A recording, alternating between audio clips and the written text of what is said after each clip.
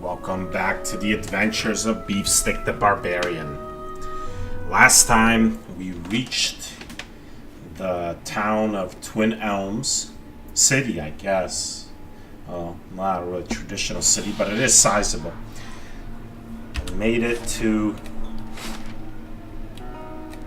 the Hearthsong district, which is the only district I'm allowed to be in currently.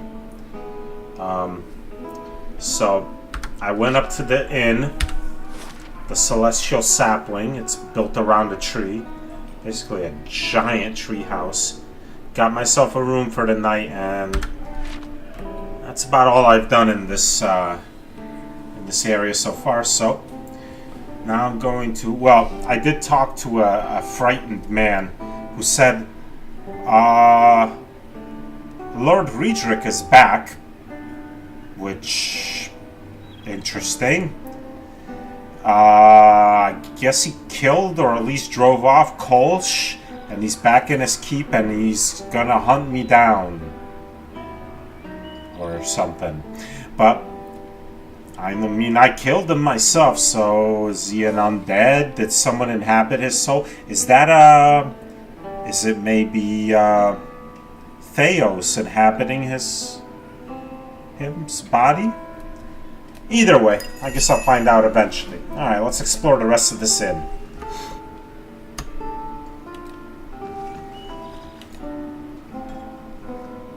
You know what isn't hidden in those engulfing ruins? Proper drink recipes. Lamp assassins don't take just well, and it's dangerous to offend them. Have a moment? I'd like a word with you. Who are you? Queenath. A slender woman in dusty leathers locks eyes with you. It's good to see someone from more civilized lands around here. Her unkempt hair sprouts in wavy black tufts. Despite the fine features that sculpt her face, a cleft chin completes her boyish appearance. I'm learning firsthand the many shortcomings of Glanthathan hospitality. Her gloved hand comes to rest on the pommel of a long estoc cinched low on her hip. I can almost forgive the hostility toward outsiders, but the temperate taverns and these watered-down drinks, inexcusable. I hope I don't seem too forward, but I've heard of you. A sly smile carves a dimple on her cheek. You're famed among the dozens, and that makes us allies. She gives you a coquettish sideways glance. And allies, well, they help each other, do they not? What help do you need? My friends have drawn some unwanted attention. Queenath looks to both sides, scanning for uninvited listeners. Glanthathan scouts, and not just any mob of local zealots, the Fangs. She pauses to let her name settle in the air. The Fangs are a brutal, relentless bunch, eager to make an example of troublesome outsiders. As for why I need your help, her smile widens as she speaks. I need someone to warn the expedition that trouble is coming, and I need someone ready to fight if it comes to that. She taps her hand on the pommel of her headstock.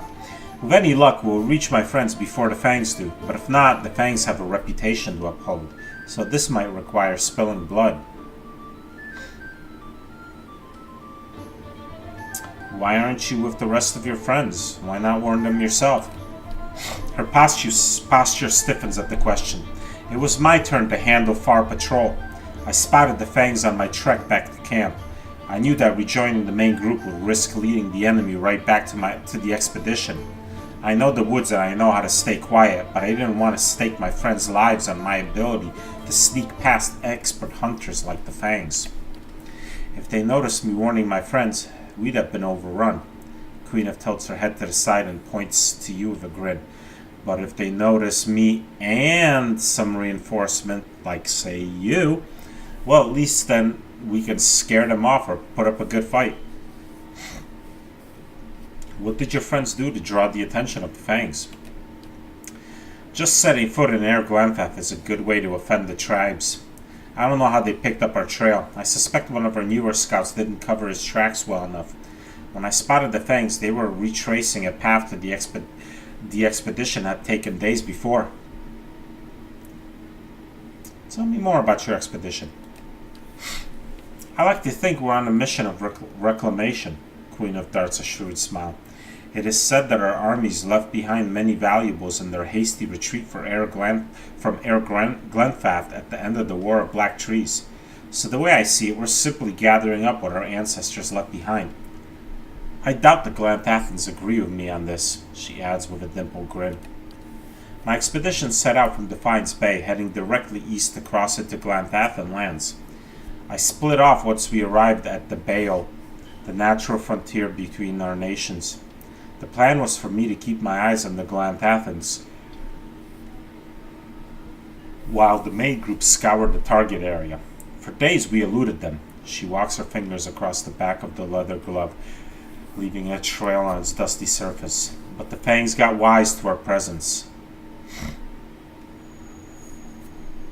Your friends are trespassing. By local customs, they're criminals. Quina frowns and blinks at you several times. You'll forgive me if I'm not sympathetic with face painters and their barbaric laws. I'm not pretending that what we're doing is noble. I just don't believe trespassing is a crime that warrants execution. Fine. I hope you warned them.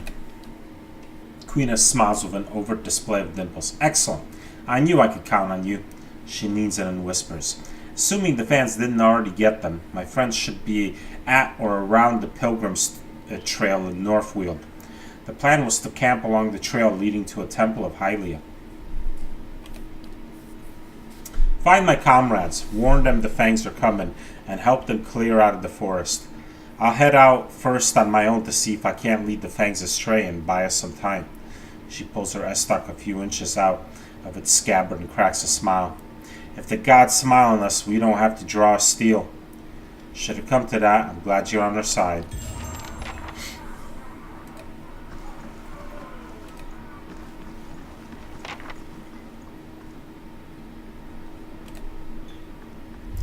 Gaius Firemane. You see a young red-headed boy, almost but not quite a man, stalking the steps of a panther, an ugly curved dagger in his hand. The panther treads lightly, jumping from rock to rock, unconcerned by the danger behind him. He bounds up a tree and turns his green-slit eyes on the child. And you could swear he would be laughing if he could. A flash of black fur and the panther is gone, and the boy's thoughts littered with curses and self-doubt. The boy moves on, walking for days, hunting for something he never seems to find. He sleeps only in fits, a few hours at a time before he continues, exhausted and starving. Another day passes and he kills a rabbit. Its huge brown eyes almost entranced as the boy slits its throat from ear to ear and begins to eat it raw. He winces as the tough meat goes down, coagulated blood running down his chin. Covered in drying blood and fatigue, he falls asleep beneath a nearby outcropping of rock, determined to continue the hunt when he wakes. He does not have to wait long. A snuffling in the undergrowth nearby and his eyes are instantly open. A small hand on his blade. The great black bear sizes him up, almost triple his size, and goes back to foraging. The boy grasps his dagger, knuckles white and breath in short, nervous grasps. It takes almost a full day before it is done, and he collapses, arm dangling limply from his side. He calls hoarsely, voice feeble. 3 men come out from behind the outcropping, swollen with pride. No longer a boy, the young man begins to skin the bear with their help.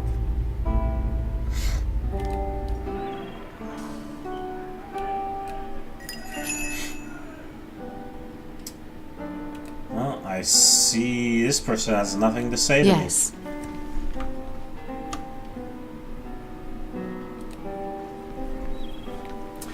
The bed rocks with the gentle swaying of the tree.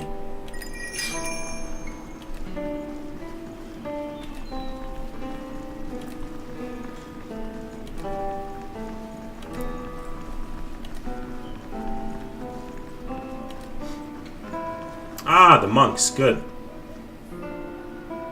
Any of these named? No, I guess it's the high monk I need to speak to. How do you do? The monk massages his temples, his face buried in his palm. As you approach, he looks up. This room needs a proper door, he mutters. My brothers and I rented this space that we may have some measure of privacy in this foreign land. Perhaps you could find another room here at the inn. I met another monk in robes like your own. He died of his wounds right as I found him. The monk's eyes widen, his fists curl in a crackling barrage of popping joints. Robes like ours, you say? Was he carrying anything? Did he tell you anything? Hand you anything? Please, we've been waiting for another of our order to meet us here, and if you found him... His eyes fall to the floor as the monk begins to whisper chants in unison to their fallen friend. He gave me this missive. Hand me that! The monk exclaims as he snatches the missive from your grasp. Almost immediately, his face turns red. I mean, please, this is of great importance. Breaking the seal, the monk unrolls the handwritten scroll contained within and quickly reads the message, his lips breathlessly mouthing the text. He turns to address his brothers. My brethren, the arch-martyr has sent word. At long last, we now have what we need. Thank you, stranger, the monk says, folding his hand in front of him as he bows deeply. Your honest soul's to be applauded. I admit I was surprised when you handed me the message. I expected the seals to be broken. The monk turns red, his face smiling for the first time. I am glad to see common decency is not yet lost from the world. He reaches into the folds of his robe. Here, your honesty must be rewarded. Nice. Ayla Brachia.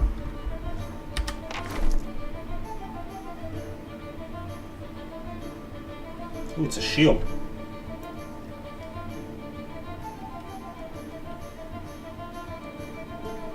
Ranged grazes reflect back at the attacker. Oh, not bad. Not bad. It's already fine. Can I make it exceptional? I could, huh? Really? I don't know if I want to.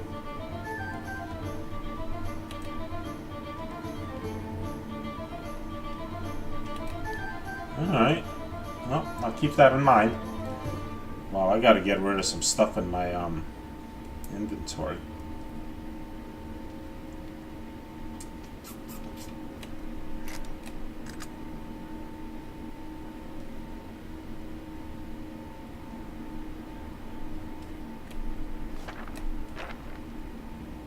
I'm never gonna use that.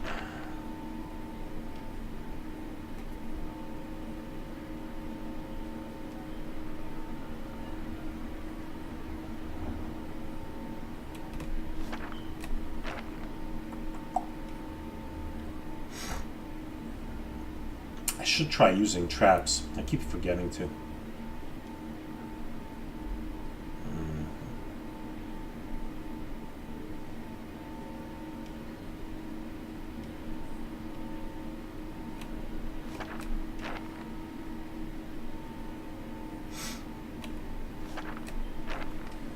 Alright. Let's see. Greeting Mother leveled up.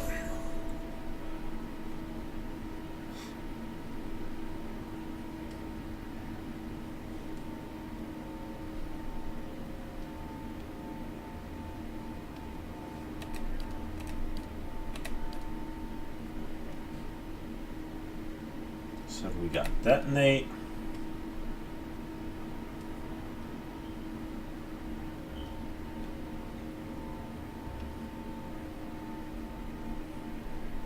And 35 to 58 raw is a lot because there's no damage resistance against that. Only a 5-meter range though. Still, I'll probably scoop. Looks like I'm gonna scoop it up.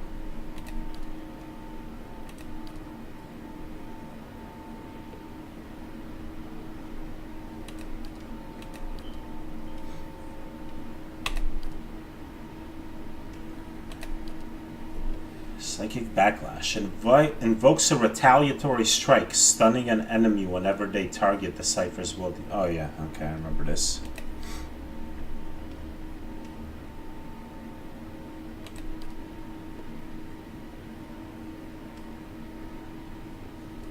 That would be useful. She's usually attacks in range, but I do have her going into melee a decent bit.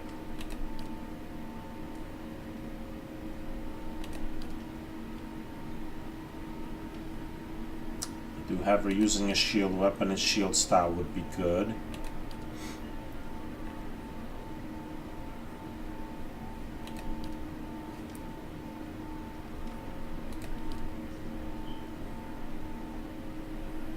Yeah, let's get weapon and shield style. I do have her going to melee. More than just occasionally. So, yeah, this will be useful.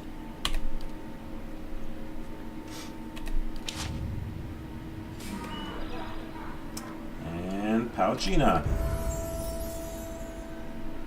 Man, her athletic skill is gigantic. Alright. I can't do both stealth and survival. So let's just do survival and more survival.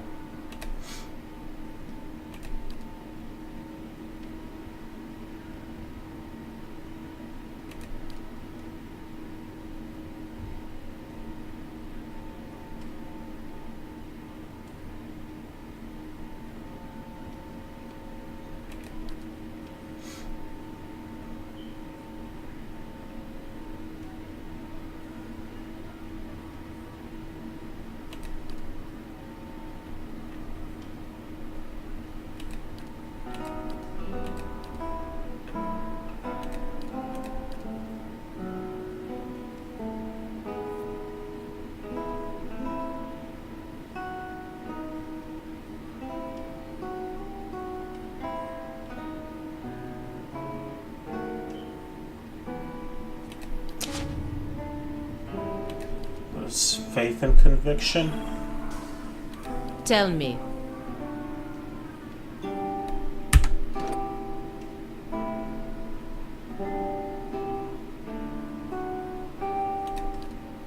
It's a passive effect. Okay. So that would always be an effect. All right, that's a good thing to get then.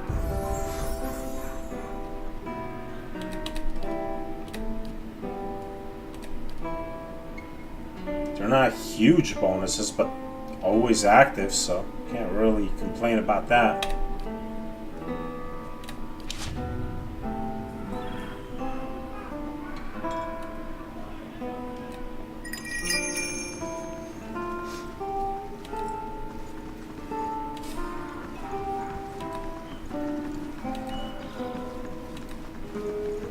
Alright, so looks like I'm done with what I need to do at the inn. At least for now.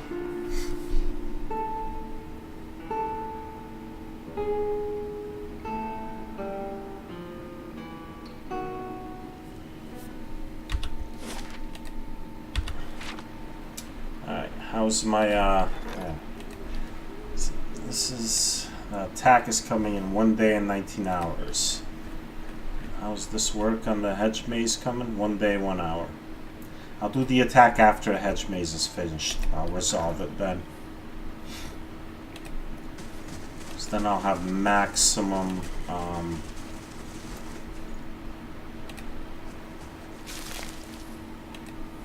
maximum security.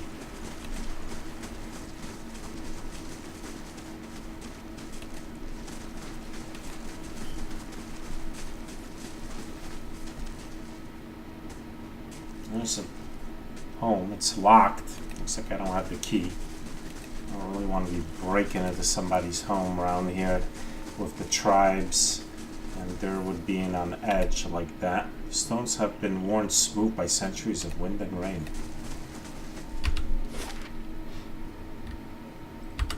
Can't go to the Elms Reach district. I'm not allowed. I might be able to walk there, but I'll probably get stopped by the protector, possibly attacked. Yeah, let's not do that.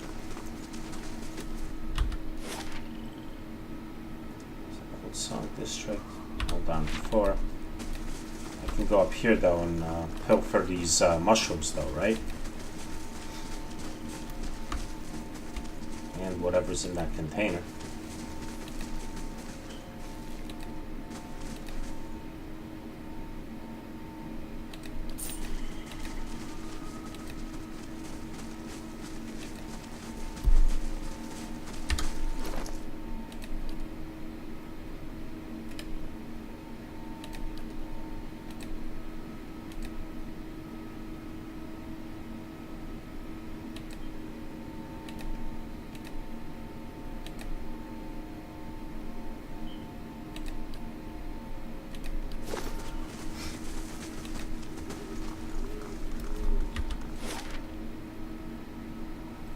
That's the passage of the six. Builder's Hearth. Not far from home. Not far from home. And the market. Alright, before I do anything else, I should check out the market. And then I'll go into the passage of the six and see what the deal is there. Alright, I should go up these stairs.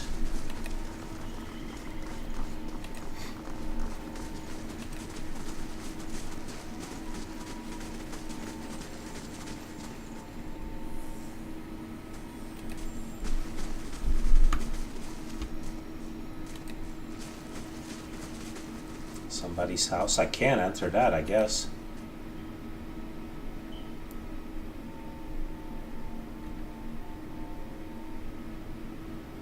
Hello? Don't be alarmed. I'm just exploring.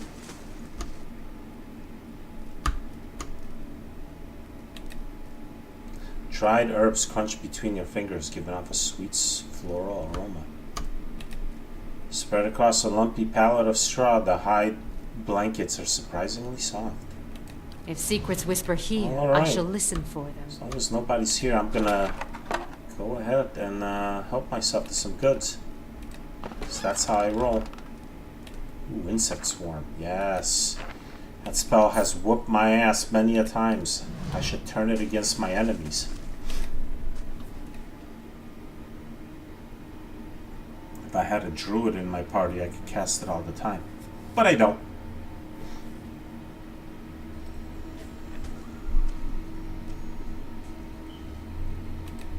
So where's the market? And then down this way.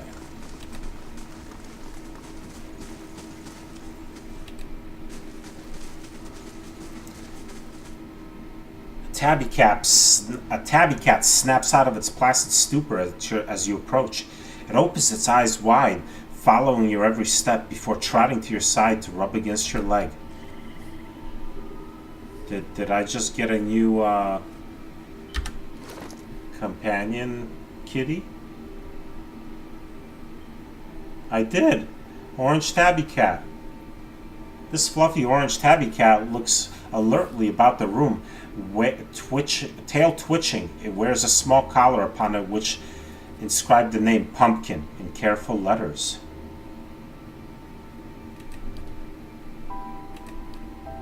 Alright. Pumpkin the Quarks. Is that your cat? You see an enormous mane of wild orange hair belonging to a burly man, his expression slightly worried in the small candlelit room. Across from him sits a portly woman with a third eye painted on her forehead. She gazes at him and clucks her tongue, standing him upright. He's a clear head and a half taller than her, but it is she who commands the room. She closes her eyes, her hand on his chest, and speaks. She sees a small gray creature darting from place to place, running, escaping. She's chasing it, four legs bounding, jumping across the room frantically when... She laughs, opening her eyes and withdrawing her hand. Immediately guilty, she apologizes, avoiding his eyes. He demands to know what's wrong with him, what's causing his strange behavior. Before you were born, your soul split, child, she explains, fighting a smile. While half went to you, the other half seems to have become rather feline in nature. He rocks back, expression after expression pounding his face. His mouth opens and closes for several moments before he bows his head, the edges of a smile playing around his mouth as well. Suddenly he begins to laugh, doubling over, tears streaming down his face. Composing himself, he thanks her and leaves, the mystery solved. So is the other half of his soul in this kitty cat I got? Well, I'm taking him out. I gotta check him out. Orange tabby cat named Pumpkin. Does look like a pumpkin.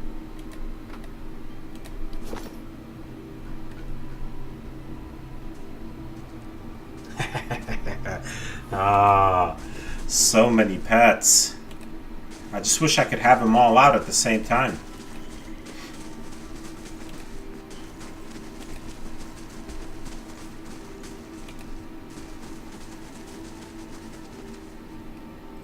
The rains have run their course and the trade has returned.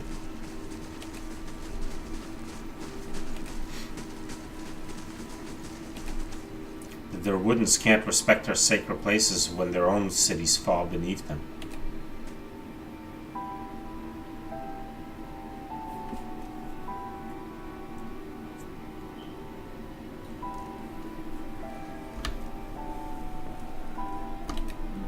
Lorne Taliesin. You see an Orlan man crouching over a half-drawn map, intently shading line by careful line. The notes he works from smell of salt and sea, water smudges, scribbles, bracing a mess of illustrations and measurements. He finishes each stroke with precision before moving to the next, slow, deliberate. Nothing out of place. A bell tolls lightly in the distance and he pauses, replacing the quill with a dagger he slides into his belt. Opening the door into his shop, he assumes a smile and engages his customer, an older dwarf with a gray-stained beard. The dwarf inquires about a few items, trying on a few pieces of armor, a pair of bracers, but nothing seems to garner his interest. With a harumph, the dwarf leaves, a little too hurried, a little too nervous. The shopkeep grunts, taking a crossbow down from the wall and locking the door behind him. Beneath the tolling bell, the impact of the crossbow bolt barely makes a sound as it stops the thief in his tracks. The shopkeep strolls over to the wailing man, unconcerned as he rifles through his pockets. A potion there, a pouch of silver coins, several scrolls. He had done well, just not well enough.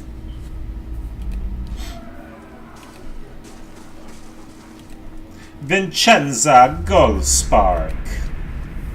You see a child, a heavy chain running from her wrist to the wall, scrubbing at a kitchen tile with deliberate slowness. The stain is dark and heavy, but she scrubs for hours, failing to notice the passage of time, failing to greet the moon as it rises. Her small face is hard and dry as she scrubs. When she is done, the kitchen is raw and fresh, ready for a new day, but she is not done yet. Trembling, she approaches the body in the corner. The whites of her eyes grow ever larger as she reaches into a pocket, grasping for freedom and finding in it the form of a key. She does not notice the blood smeared on her blouse or the stares of the townspeople as she runs toward the shoreline and the docks in the distance.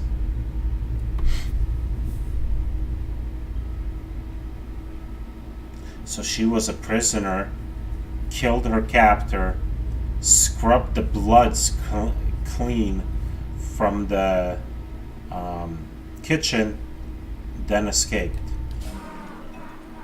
Okay. Well, I don't know if cleanliness would have been the priority there, but, you know, I can't really blame her for convictions, I guess. Cleanliness is holiness or whatever, I think. I don't know if that's not how the saying goes. Elentian Eldaran.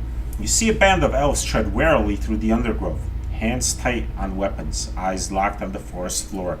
They move silently, fluidly, a team practiced in the art of the hunt. A distant thud sends birds panicked into the sky, and the group changes course toward the source of the sound. In the lead, a tightly strung bowman scouts, so alert he trembles. Vaulting over an exposed root, he holds a hand in the air as the group pauses, taking cover behind tiny gnarled trunks. There's a moment of stillness before the forest itself rises up to greet them. The creature is enormous, twice the size of any elf, and its endless-seeming arms of vines snap toward its assailants, snatching at ankles, arms, legs. One elf goes down and is thrown into one of the trees with a rending crack. Another slips, jumping to avoid the snake-like vines, and before he can react, the vine is around his waist. The air is blurred with arrows as the lead bowman lets loose, giving his companions time to recover. An unearthly howl sounds as a rapier slices through one of the creature's arms, incapacitating it momentarily. A rapier slices? Isn't a rapier a stabbing weapon? Anyhow, taking his chance, the bowman switches arrows, lighting the wet shafts with slick blue fire. The monstrous mass of vines screeches as the flames take their toll, lashing out at any and all who would come near. 2 elves lie unconscious on the ground, another dead, an enormous dent in his skull. The creature falls finally, but there are no cheers, no celebration. The group is somber as they collect their dead and wounded.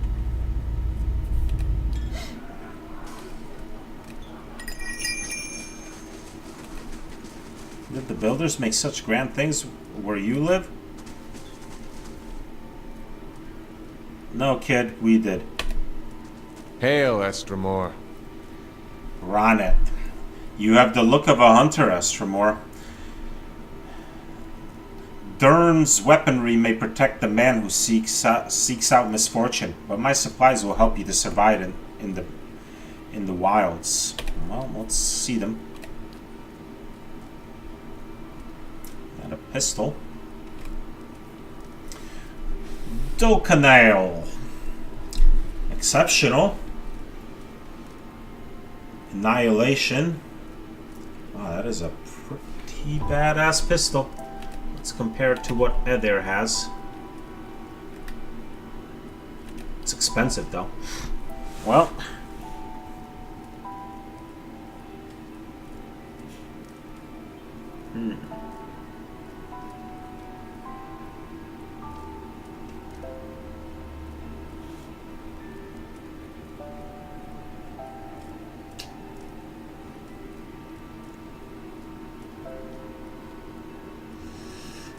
This is 9 to 14 times 6 in theory if you hit with every projectile. So this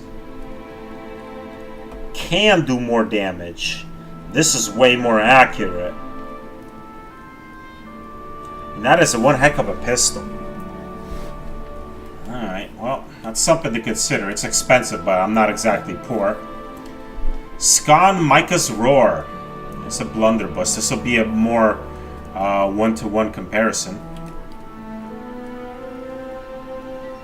So Lead Spitter does more damage. Has more damage reduction.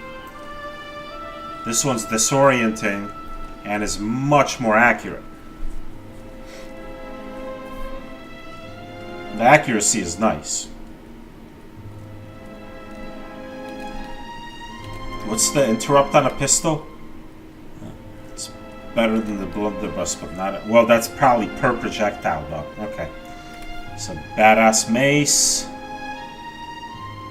Superb. Plus 12 accuracy times 1.5. Major spellbinding. Restore moderate endurance. That is a pretty awesome mace.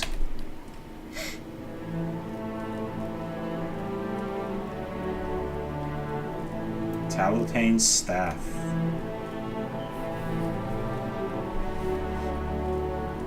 Lance Fireball.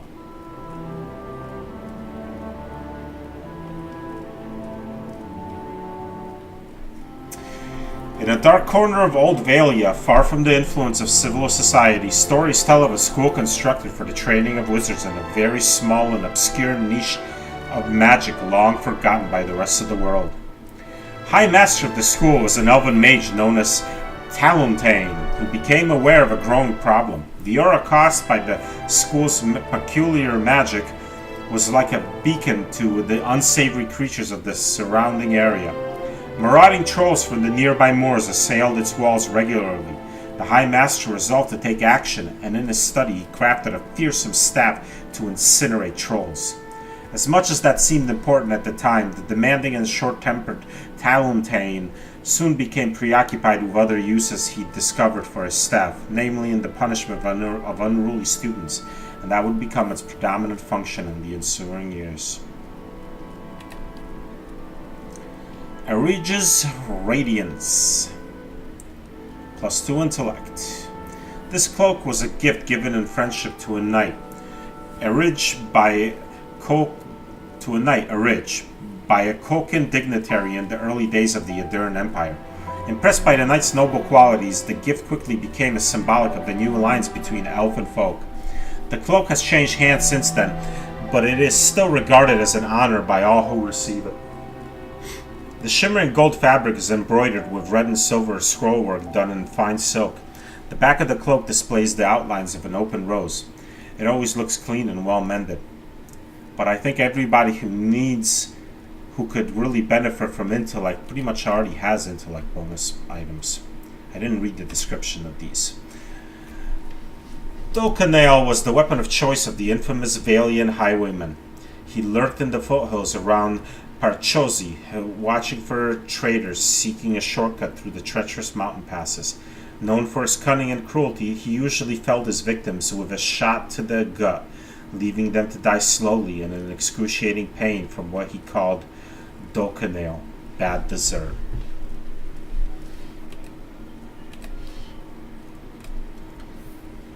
Skonmaika, the ogre from the Adern myths who defeated innumerable champions before finally facing defeat by a simple shepherd, was said to have a roar that could shake rain from the clouds. When charging into battle, his bellows knocked his foes from their feet and rattled their very bones. Imoranet. A priestess of Hylia in Old Valia took in children orphaned by a famine. She guarded them in the temple and gathered what food she could. When looters came to the temple doors demanding that she surrender their meager supplies, she prayed to her goddess for strength. The priestess suddenly found a powerful mace in her folded hands and an indomitable courage in her heart. When she charged through the temple door, it is said the very birds swooped from the treetops to pluck at the thief's eyes. When the local duke heard of her bravery and the plight of the children, he diverted emergency supplies from his own hall to feed them.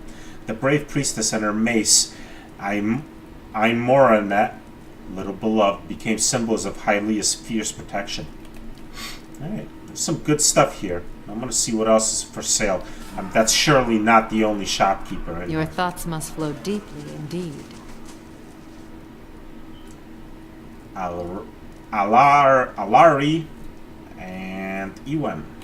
Many blessings, traveler. An old elven woman clothed in thick robes beckons you to approach. Welcome, foreigner. Welcome.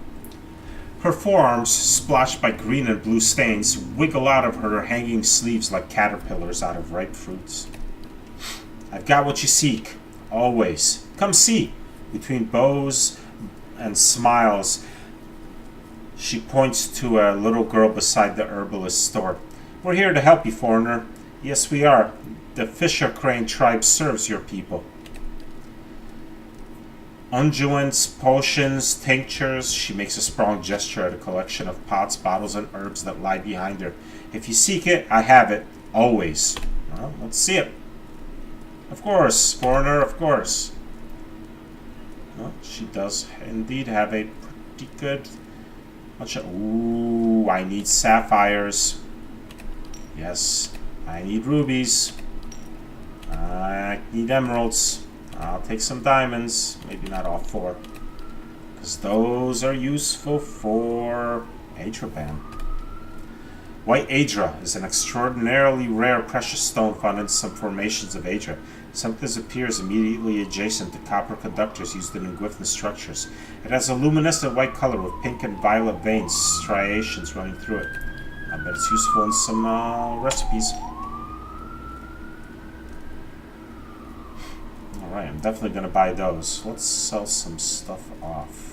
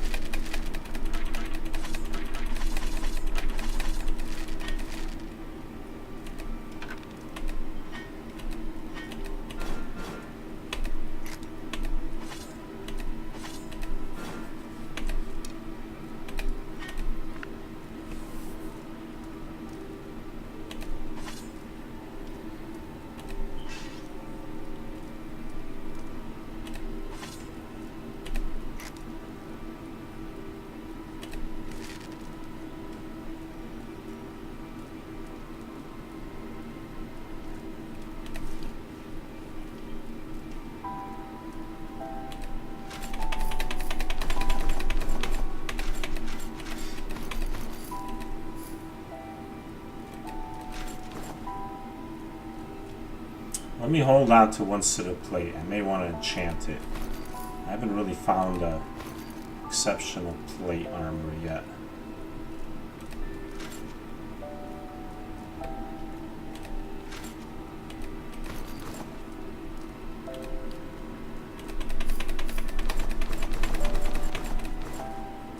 Oops. What was that? Put that back. Alright, we come out almost even. That works for me. Let's get rid of some of these skins too.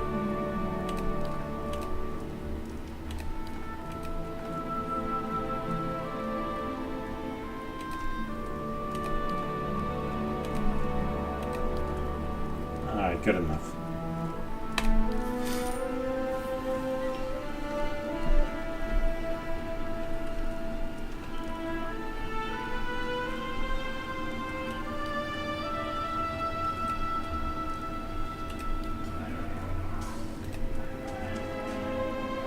How Harry handles all the trades, I'm just her apprentice.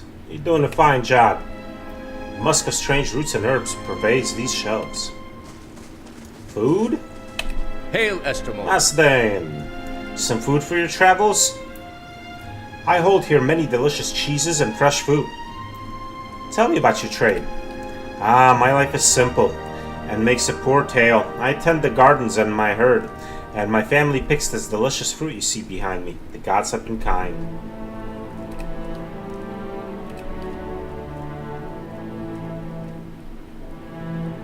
Alright. I'll come back for some greens later. More weapons. Estremor. A stick-framed woman smiles broadly as you approach. I see that you have heard it. A good blade has a voice, and it sings to its wielder. What weapon called you forward? Tell me about your craft. My weapons speak for themselves, and every man and woman in this market knows my worth. Even that Tamra. I bear the knowledge my father held, and his mother before him. Take up one of my blades, and you hold a weapon 5 generations in the making. Doran snorts. They say I should not waste such fine weapons on Estremorn. I say a good weapon lying on a rack is a true waste. Well spoken. Well. Hail, Estremor.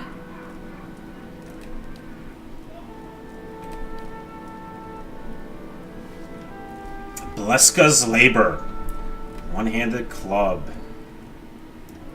Accurate, superb, coordinating. Wow, and training. Holy smokes. An unlikely but effective leader, the barbarian Bleska held off a Duran expansion north of Ritsuras by organizing the southern Ixamitil tribes. She kept her ragged alliance together by persuasion, coercion, and force when necessary. Her coalition held together just long enough to dissuade and advance. Starcaller. Convergence to hit. Exceptional, stunning, spell striking, Minuetta's minus missiles.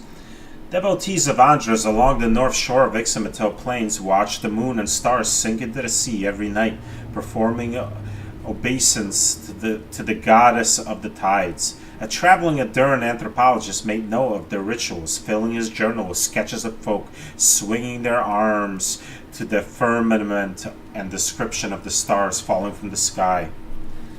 The journal was published and widely distributed in the nascent Adara and Valiant colonies. A copy eventually fell into the hands of an apprentice armorer who was so enchanted by the images of the rituals that she set out to craft an homage to them. Her masterwork was Starcaller, a flail of such quality that it was said to have fallen from the heavens themselves. Strike hard. Well, that is good advice. An Almoan raider from the Deadfire Archipelago once used this weapon when attacking enemy ships. Boarding first, she would rush the enemy captain while her crew secured the vessel. It took the coordinated efforts of 3 other enemy raiding groups to finally end her dominance among the islands. Disoriented. Extra attack speed. Exceptional. Aw, no poleaxe. I want a badass poleaxe. Just fine poleaxes. Exceptional battle axe. Boo! Boo, I say boo! Exceptional small shield. Yeah, that's a damn good shield, don't get me wrong. Ooh, exceptional plate armor. Curd head pains. Medium armor. Fine, +2 damage reduction. Of resolve, +3. This armor was owned by an Aduran man who belonged to a band of mercenaries who called themselves the Walkers. At any one time, there were only 5 members, each with a specific set of skills. The first Walker was strong, the second was agile, the third was a marksman of unparalleled skill, the fourth was blessed with incredible endurance, and the fifth possessed irresistible charm. Each of the Walkers wore armor that enhanced their already formidable skills. Clad in Curdhead Pames, 5th Walker, the Aduran had once been known to talk Kolkin Noble into trading his prize mare for a half-finished jug of ale. Exceptional plate armor.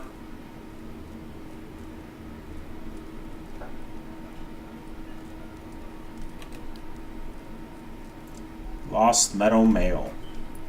Exceptional medium armor, 13. +4. Regeneration +1 endurance. Ixometal legends speak of a verdant meadow hidden among the rolling grasslands. Wildflowers grow as tall as folk, and the meadow is forever kissed by the mild sun and cooled by the gentle breeze. Clever trackers, fearless hunters, and innocents fleeing injustice are said to stumble upon the meadow, suddenly finding themselves in a place of perfect peace where streams flowing with fresh water are always close at hand and grain falls milled from the sheaf. It is a land of plenty, and it is unknown whether those who find their way to the meadow are unable to leave or whether they simply choose not to.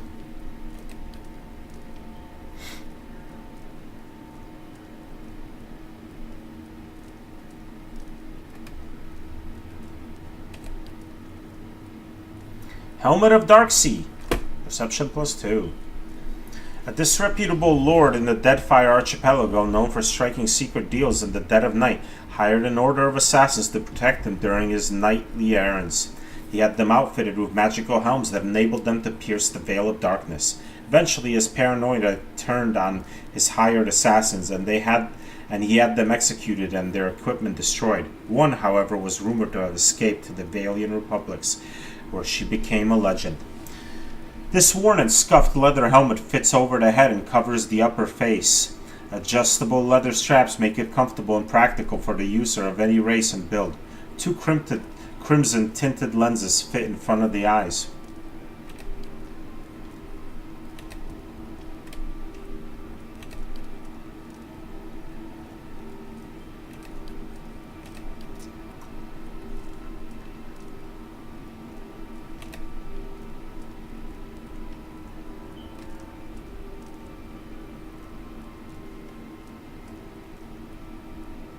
I'm tempted to get lighter armor for Beefstick so he'll act a little bit faster.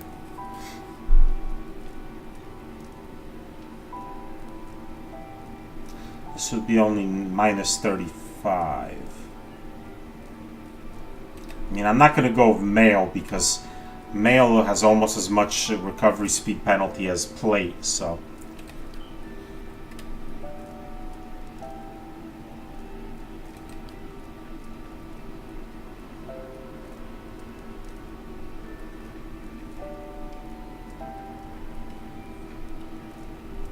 On the other hand, exceptional plate is just going to be insanely strong. It'd be so difficult to damage.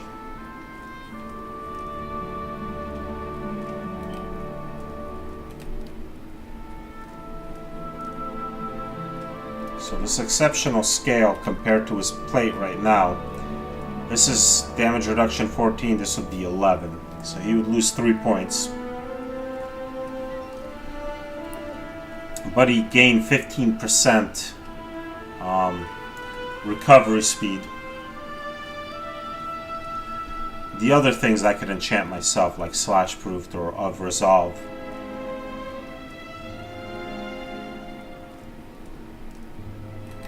I'll hold off for now.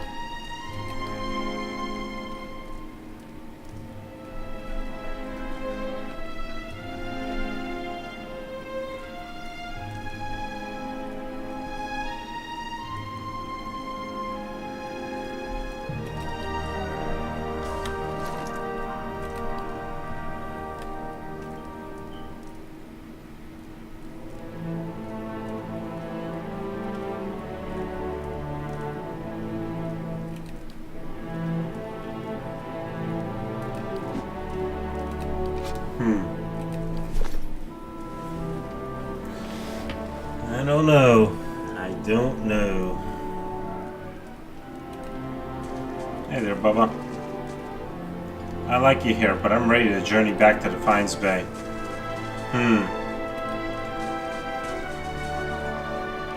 And what does Tamra sell? Many blessings, traveler. This tall woman is clad in furred hides. She settles a sharp, dark-eyed gaze on you. I hold here the best hides in Air Glanthath. Hides so thick the stale gear cannot claw through. Boots so supple they will smother the sound of your steps. What's your trade? I bear it on my skin. I sell hides from every one of the Galawain's beasts. Easy for me to say. Estermorn come from every village to see them, and know us for great hunters. Every hide bears the tale of a great hunt, and our traders bear them in turn to every corner of our lands. Well, let's see what you got. And here, look upon the bounty our hunters have provided us. So, should hide.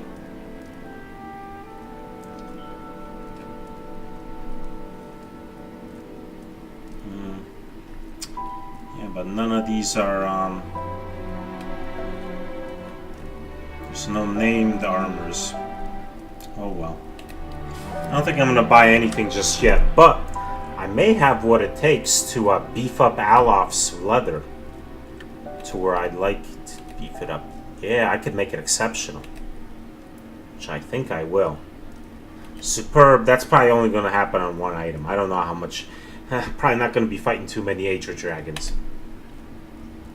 Alright, let's do it. We could use the help. Bam.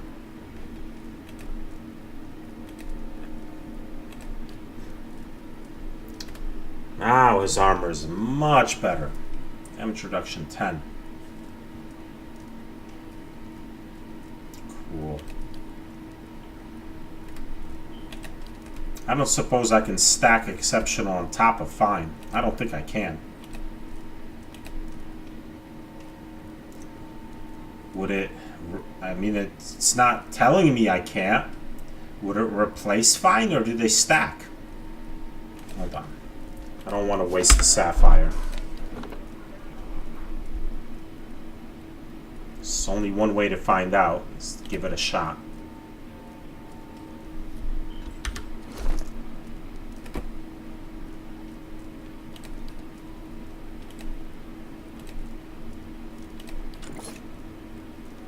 It replaces it. So that was a waste. I'd be better off just buying exceptional mail. It looks cooler anyway. Alright.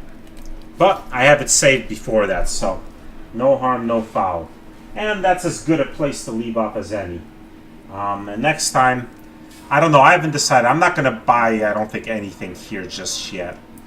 Maybe there'll be better shops in other, or different shops in other parts of this Twin Elms. I'll come back. I'm probably eventually going to buy some stuff here, because they do have some cool items, but not just now. So, I guess we'll go see and talk to one of the elders or whatever, and see if we could gain entrance to other parts of the Twin Elms. We'll do that next time.